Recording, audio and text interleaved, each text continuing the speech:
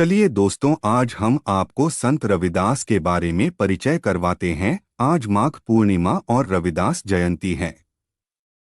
संत रविदास जी का जन्म माघ मास की पूर्णिमा तिथि संवत 1388 को हुआ था। इनके पिता का नाम राहु और माता का नाम कर्मा था।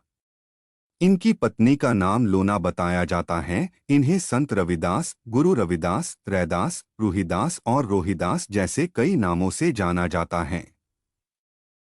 रविदास जयंती और माघी पूर्णिमा के दिन गंगा स्नान का विशेष महत्व होता है। संत रविदास जी बेहद धार्मिक स्वभाव के थे। वे भक्तिकालीन संत और महान समाज सुधारक थे।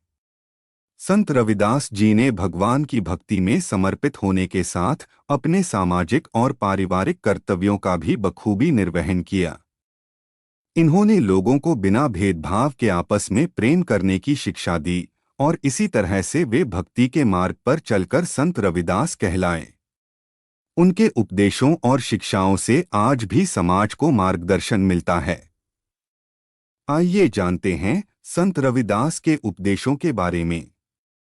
संत रविदास जी अपने श्लोक में कहते हैं कि ब्राह्मण मत पूजिए जो होवे गुणहीन, पूजिए चरण चंडाल के जो होने गुण प्रवीण। इसका अर्थ है कि किसी का पूजन सिर्फ इसीलिए नहीं करना चाहिए क्योंकि वह किसी ऊंचे पद पर है।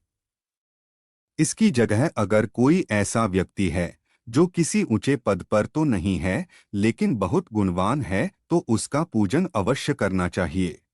अगले श्लोक में संत रविदास जी कहते हैं कि मन ही पूजा मन ही धूप मन ही सेवु सहज स्वरूप। अर्थ रविदास जी कहते हैं कि निर्मल मन में ही भगवान वास करते हैं। अगर आपके मन में किसी के प्रति बैर भाव नहीं है, कोई लालच या द्वेष नहीं है, तो आपका मन ही भगवान का मंदिर, दीपक और धूप है।